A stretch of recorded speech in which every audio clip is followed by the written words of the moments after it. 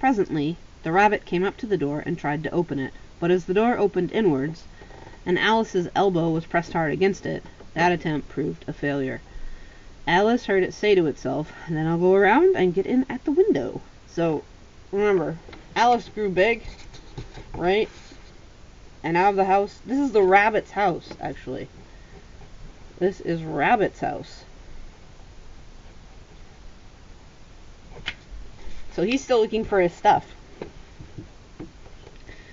So he says he's going to go around and try to get in the window. "That you won't," thought Alice, and after waiting till she fancied and heard the rabbit just under the window, she suddenly spread out her hand and made a snatch in the air. She did not get a hold of anything, but she heard a little shriek and a fall and a crash of broken glass, from which she concluded it was just possible it had fallen into a cucumber frame, or something of the sort. Next came an angry voice.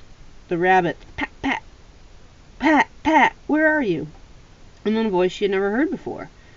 "Sure then, I'm here, digging for apples, your honor." "Digging for apples indeed," said the rabbit angrily. "Here, come and help me out of this." Sounds of more broken glass. "Now tell me, Pat, what's that in the window?" "Sure, it's an arm, your honor," he pronounced. "Arum. It's an arum, your honor." "An arm, you goose. Who ever saw one that size? Why, it fills the whole window." "Sure it does, your honor, but it's an arm for all that." "Well, it's got no business there at any rate. Go and take it away."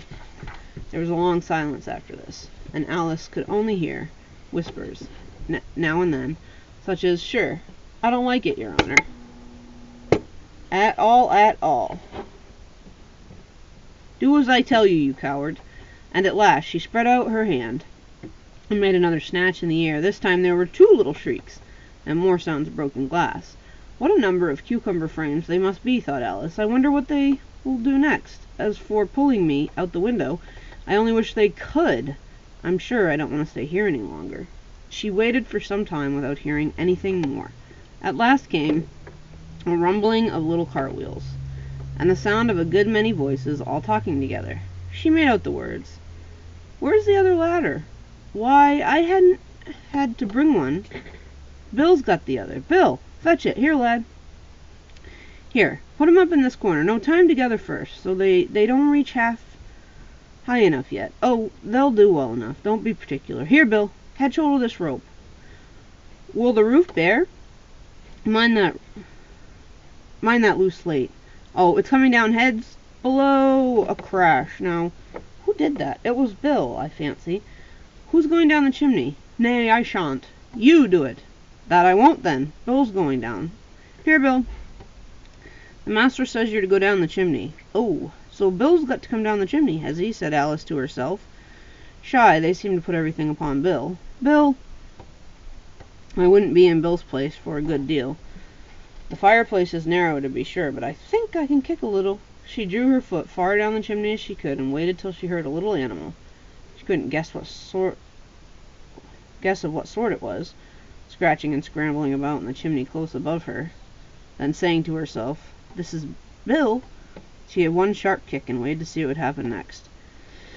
The first thing she heard was a general chorus of, "There goes Bill," and then the rabbit's voice along, "Catch him! You by the hedge!" Then silence, and then another confusion of voices. "Hold up his head!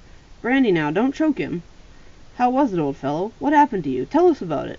Last came a little feeble squeaking voice. "That's Bill," thought Alice. "Well, I hardly know. No more, thank ye. I'm better now, but I'm a deal too flustered to tell you. All I know is something comes at me like a jack-in-the-box, and goes up like a skyrocket." "So ye did, old fellow," said the others. "We must burn the house down," said the rabbit's voice. And Alice called out as loud as she could, "If you do, I'll set Dinah at you." There was dead silence instantly, and Alice thought to herself, "I wonder what they will do next. If they had any sense, they'd take the roof off." After a minute or two, they began moving about again, and Alice heard the rabbit say, "A barrowful will do to begin with." A barrowful of what? thought Alice. But she had not long to doubt, for the next moment a shower of little pebbles came rattling in at the window, and some of them hit her in the face. "I'll put a stop to this," she said to herself, and she shouted, "You better not do that again," which produced another dead silence. Alice noticed with some surprise that the pebbles were all turning into little cakes as they laid on the floor, and a bright idea came into her head. If I eat one of those cakes, she thought, it's sure to make some change in my size. And as it can't possibly make me larger, it must make me smaller, I suppose. So she swallowed one of the cakes, and was delighted to find that she began shrinking directly.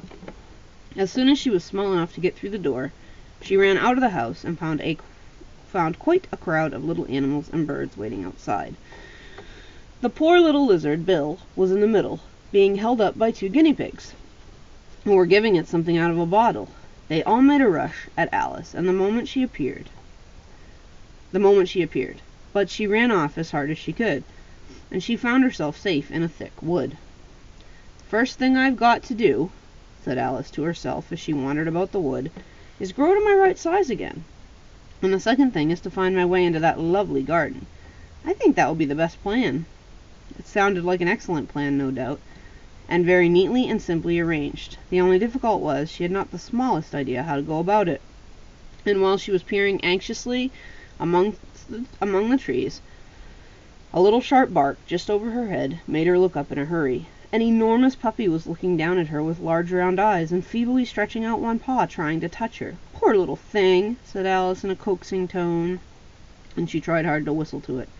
But she was terribly frightened all the time at the thought that it might be hungry, in which case it would very likely eat her up, in spite of all her coaxing.